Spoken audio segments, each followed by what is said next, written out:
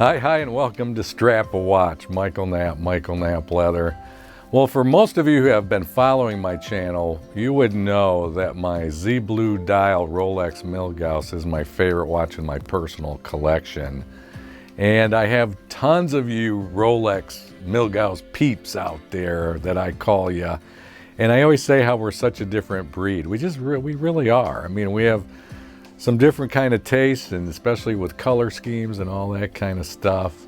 And so that's on today's episode. What you're going to be seeing me do is hand make 3 individual straps for a black dial Rolex Milgauss. The gentleman, his name's Eric. He's in Sweden. He initially ordered 2 straps about a month ago. That's my current turnaround time. It's been about a month for quite a while. It used to be 2 to 3 weeks. But I'm so busy. This is my busiest time of the year with the holidays. So I've been getting caught up. That's why I didn't put a show out last weekend. I have to apologize to all of you. But hey, when you get this far behind, I had to use all last weekend to just get caught up. So you can see I've got a number of straps here ready to go. I just got this new DHL shipping account. My hope is to be able to start utilizing that, because international shipping is quite expensive. It really is. So you can see here, all these international orders, again, just been waiting on this DHL account to go through. I've been working on it almost for a month. Robert, there's yours, getting ready to be shipped out to the UK. And Ryan, you're now in Canada. So I appreciate, you're the one who actually ended up prompting me. There is your strap. And again, I'm going to be shipping these out here shortly today. This was the highlight of today's show. All 3 of these straps for Eric in Sweden for his black dial Milgauss, Rolex Milgauss. This one's also going to Sweden for Michael. I'm all finished with yours, Michael. There it is. Turned out really beautiful. And last but not least, Jonathan, who's in the U.S.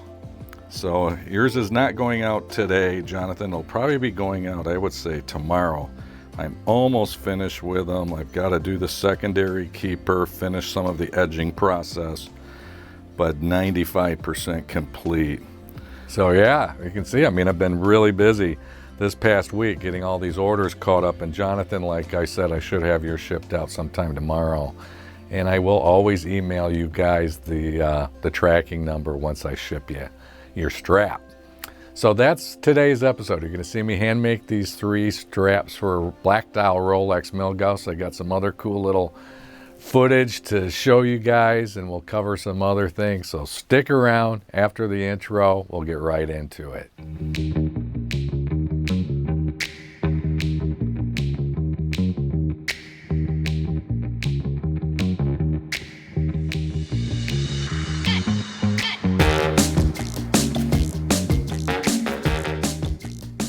Thank you so much for joining me today on Strap a Watch, and here once again, the Rolex Milgauss, my favorite watch, that Z Blue dial. That's what I have in my personal collection.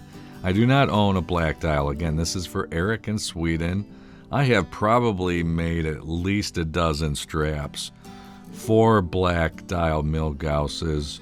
This is me just scrolling through the website to show you guys the current list price, $8,300. I paid $8,200 for my Z Blue almost 6 years ago now, so it's only gone up $100 in those 6 years. And again, this is for Eric, what he ordered originally, these first 2 straps.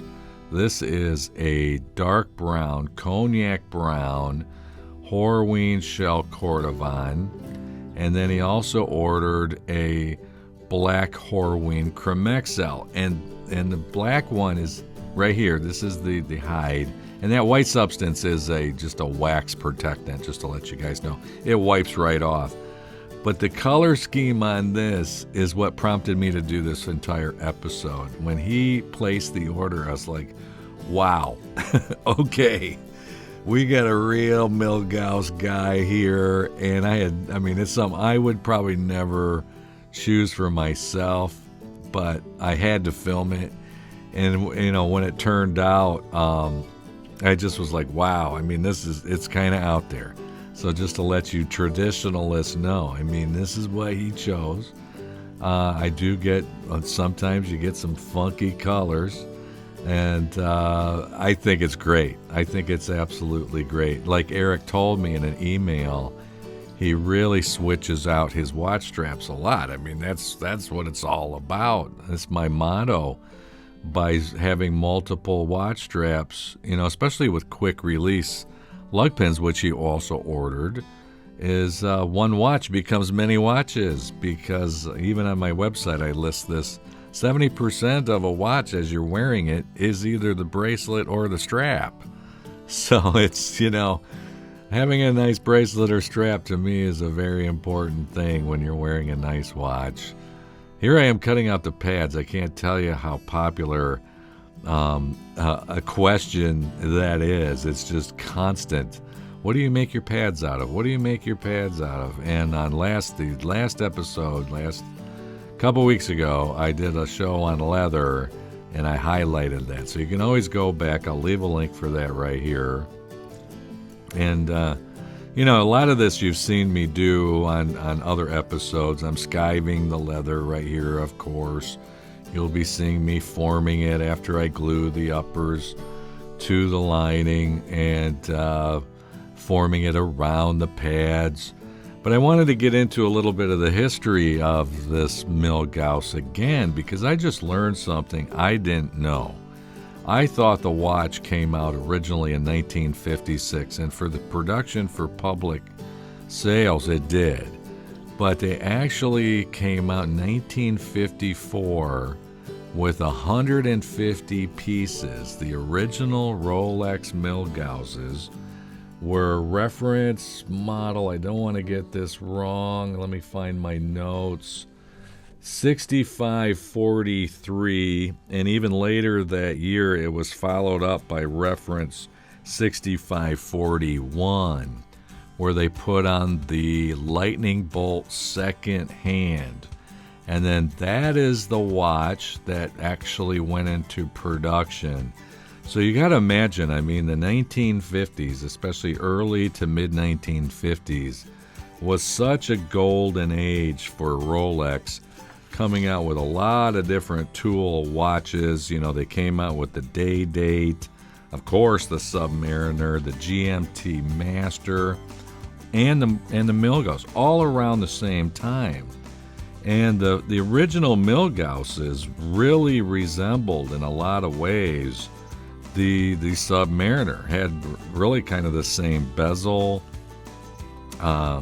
And the neat thing about the Milgauss and why it was produced, a lot of people don't understand this. It was for professionals. It was part of their professional collection. And it was designed to satisfy a pressing need, because in that era, mechanical watches were very prone to being damaged by high magnetic fields, electromagnetism, even forces as low as 50 to 100 Gauss, which is about the strength of a refrigerator magnet, could warp and damage the components within a mechanical watch, mainly the hairsprings and some of the other components with the within the movement itself, but mainly the hairspring. That was the biggie. And so they needed to find something, because scientists, you got to imagine, this is also a golden era with, nuclear physics. Nuclear reactors were really coming into vogue at the time. They were popping up all over the world. And of course, in Geneva itself, you had CERN, which is, their nuclear particle physics lab and research center, and that's where they have the modern day Large Hadron Particle Accelerator. That's what actually relaunched the Milgauss as well, but we'll get into that in just a moment. So I just found it very fascinating. I didn't know they had made these 150 pieces back in 1954. And to me, oh boy, they've got to be worth some bucks. I don't know how many of them are actually left and what kind of conditioning, but here's a picture right here of one of those originals. So you can see it has a very similar bezel to and look to the early Submariners, right? I mean, it really does. Then when we fast forward into 1960, they came out with reference 1019, all right? And they also got rid of the kind of more Submariner bezel with kind of the smooth-looking bezel that we know the Milgauss to have today. And so it really kind of changed the look. They got rid of the lightning bolt second hand, and it had an arrow-tipped second hand with a red indice on the very tip of that. It was painted red on the tip of the arrowhead of the second hand on the 1019. And it also came out in a black dial and a silver dial. So no white dial, it was just black and silver dial, no blue dial. And that ran in production until 1988. And in 1988, due to lack of sales, they discontinued the Rolex Milgauss. And so it's a pretty amazing thing, because for nearly 20 years they didn't make a Milgauss. So when CERN completed the Large Hadron accelerator, particle accelerator, that's when they decided they're going to reintroduce this new modern Milgauss. All right, and so it came out first was this black dial, did not have the green sapphire crystal. And shortly afterwards, then they also came out with a white dial. The Z Blue dial really is what replaced, you could say, the white dial. In 2014, that's when they came out with this green sapphire crystal. And the green sapphire crystal, they've never patented the process for making that green sapphire crystal. From what I have heard, and I've only heard this, I don't know how true it is, but it takes Rolex nearly a year to manufacture that green sapphire crystal. And it's the only watch in the entire Rolex lineup that has that crystal. So that's why the black dial watches from 2014 and on also have the green sapphire crystal. The ones prior to that did not. They had the clear crystal. So it's kind of how you can kind of gauge from 2007 to 14. If you see a modern Rolex and it's a clear crystal, then you know that that was one of the original reissues of the Milgauss. And then the Z Blue, and I'll tell you what, like I was saying, I probably made a couple dozen straps for different Milgauss wares, probably a dozen for blacks, another dozen or so for Z Blue, and a few for white dials. The white dial is actually pretty rare. Not many guys have it, but I have definitely made a good handful of straps for white dials. And all of us that I've been in contact with, we have a firm belief that someday they're going to discontinue the Milgauss again. A lot of people thought it was going to happen this year, so when September 1st rolled around and we're checking for new products and what was discontinued, the Hulk was discontinued this year. I'm doing this recording on December 5th, 2020. So, it was just a few months ago. And I thought for sure they were probably going to discontinue the Milgauss, and I was pretty happy they haven't yet. But it's probably going to happen. It's probably going to happen. It's just when. And in the future, especially I think the Z Blue dial, it's going to be a high collectible Milgauss Rolex watch.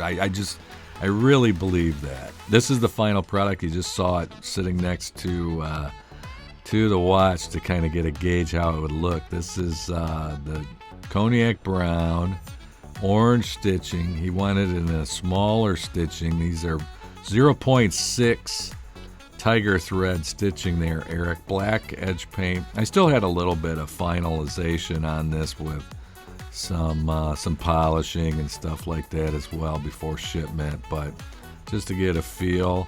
And then this is the one I'm talking about, man. Check this out.